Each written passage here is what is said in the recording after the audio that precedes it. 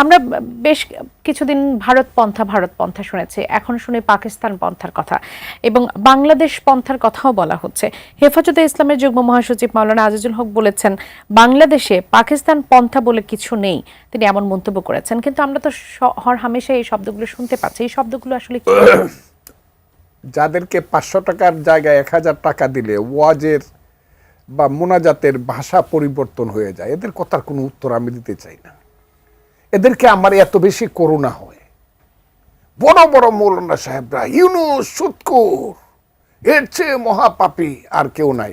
এখন আসার সময় দেখলাম সেই মৌলানা সাহেবই দোয়া করতেছে, হে আল্লাহ, নবীর পরেই যাকে স্থান দিতে হবে সেই ইউনুসের পক্ষে বলেন সবাই আলহামদুলিল্লাহ। এদের কথার এই 500 টাকা 1000 টাকা যারা মানুষের ঘরে খায়া লিল্লা খায়া যারা বড় হইয়া বড় বড় কথা বলে, এদের কথা এদের কোনো সেন্স কাজ করে বলে আমি মনে করি না। তবে আমি একটা কথা বলি, এরা হইল মোল্লা মুন্সি। মোল্লাতন্ত্র কিন্তু ইসলাম নয়, ইসলাম কিন্তু মহান। মোল্লাতন্ত্র চিরদিন ইসলামকে ছোট করেছে। কাজে এই বাংলাদেশে মোল্লাতন্ত্র হয়েছে আর ধর্মের নামে ব্যবসা শুরু হয়েছে। এই যে ব্যবসায়ীর দল, ধর্মের নামে যারা ব্যবসা করতেছে, তাদের কথার উত্তর দিতে গেলে এই যে তারা হাজারে হাজারে জমা হয় সোহরাওয়ার্দী উদ্যানে, কোত্থেকে?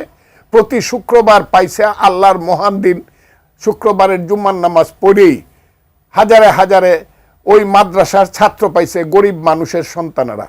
আমি আজকে পরিষ্কারভাবে বলতেছি, মাদ্রাসাতে যারা লেখাপড়া করে এরা খুব সাধারণ গরিব ঘরের সন্তান, বেশিরভাগ, অন্তত 96-7%। এই ছেলেপেলেরা কিছুই বুঝে না হুজুর ছাড়া। এরা থাকে মাদ্রাসায়, খায় লিল্লার টাকা, এরা মানুষের অনুদানে খায়। নিজের জীবন সম্পর্কে এদের যে ধারণা হয় সেই ধারণা হলো হুজুর যা বলে তাই শুনতে হবে।